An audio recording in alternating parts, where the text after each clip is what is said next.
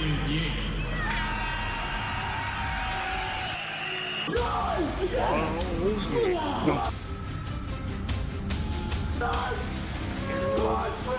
Swings. No, come on. That's right. That's right. So what in the world does the greatest bodybuilder of a generation and an ant have in common? And what do they have to do with you? Well, you're about to find out right here on Puddle Road. When I was in high school, before the Lord called me into ministry, I had dreams of becoming a professional bodybuilder. And for a 17-year-old kid with really bad genetics, I wasn't doing too bad.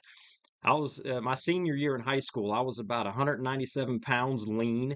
I trained like a savage, and I ate anywhere from 6 to 9 clean meals a day. I carried a cooler with me to high school and would suck down chicken breasts in between classes. And the two guys that I emulated as far as my training style went were Tom Platz, talk about a psychopath, and Dorian Yates. In the 90s, Dorian Yates changed the sport of bodybuilding forever. Before him, there were guys who were really big and there were guys who were really lean, but no one was as massive and simultaneously lean as Dorian Yates. They say that he ushered in the era of the mass monster. He was freakish. No one had ever seen anything like him. And the reason that he got to that level was not some gift or that he was super genetically predisposed to it. It was his work ethic. The guy knew how to grind. Listen to this story. It's so funny. This encapsulates the Dorian Yates philosophy of training and winning Mr. Olympias. Here we go. This is so funny. I felt indestructible because I thought, no one's doing this. Everyone's having a night off. I'm not having a night off. And that just makes you feel more powerful. I remember there was, I was still living in Ladywood in the council flat, and it's about 2 or 3 miles to the city centre where the gym is. And there was a big snowstorm. Actually, there was no cars on the road. So there's no cars, there's no buses, there's no transport. So it probably would have been normal to take a day off that day.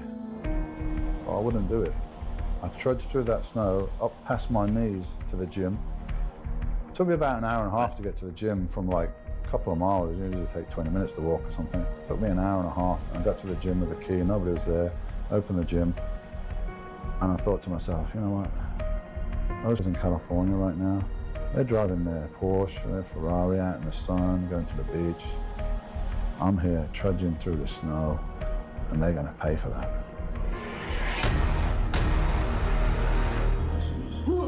And I'm not taking a day off. It takes. But there's something inside me, I've got to do this.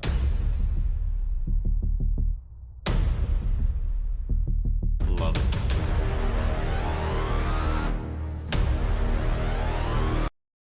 And there's the result, right? Dorian had the work ethic. The man knew how to grind, and that is what put him on top. Just like an ant. Jump with me to Proverbs. I want to make the connection here. It's going to make sense. Trust me.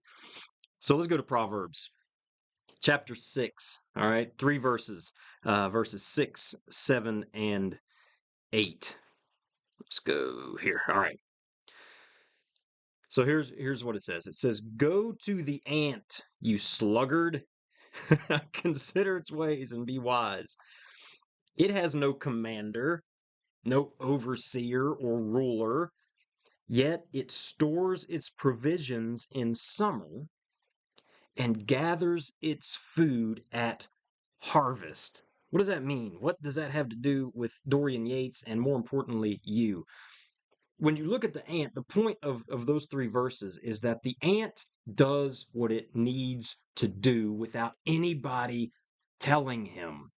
Nobody's on top of him telling him, you got to do this, you got to prep, you got to go get the grain, you got to bring it in, you got to store it away. The ant knows, as much as an ant can know, instinctively, it knows what is coming. There is coming wintertime when there isn't going to be enough grain, and it does what it needs to do. The ant doesn't look around and say, oh, it's summertime today.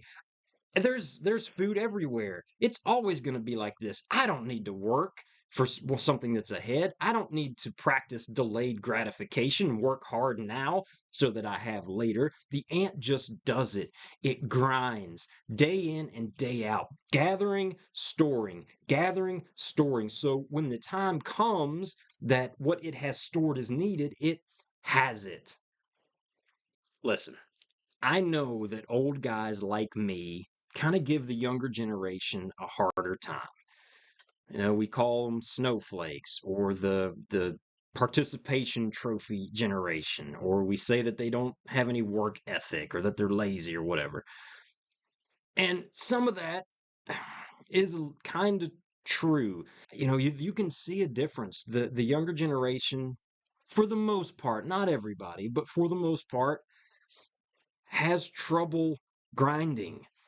They look for the easiest way out. They don't go the extra mile. They're not working hard to build a name for themselves. It's just not built in, and it's not their fault. It's our fault. We're the ones that created this by the way that we raised our kids. But the point I'm making is this.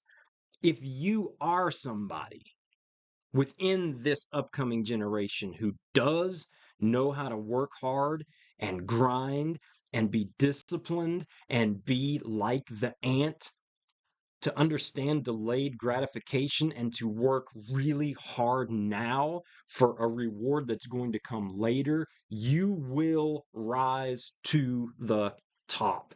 You will rise to the top of your class. You will be the one that employers want to hire. You will be the one who gets the promotion, who is entrusted with the project, who earns the advancement, because so few people in your generation are doing it. And the people who do are going to stand out. And that's my encouragement for you today. Be the ant. Be Dorian. Be the one who grinds when nobody else is grinding. Be the one who works when no one else is working. Be the one who does what needs done when you don't feel like doing it. Be the one that trudges to the gym in the snow and gathers grain in the summer when you don't feel like doing it. It will pay off. Now listen, I want to know, you may not believe this, but I really do want to know what your goals and dreams are. Would you do me a favor and just drop a comment below and let me know what your goals are for this year? If you're watching this video, I really do care about you, and I want to pray for you, and I want to encourage you, and I want to help you along the way. And so with that, I say, get up and go grind. And we'll see you next time on Puddle Road.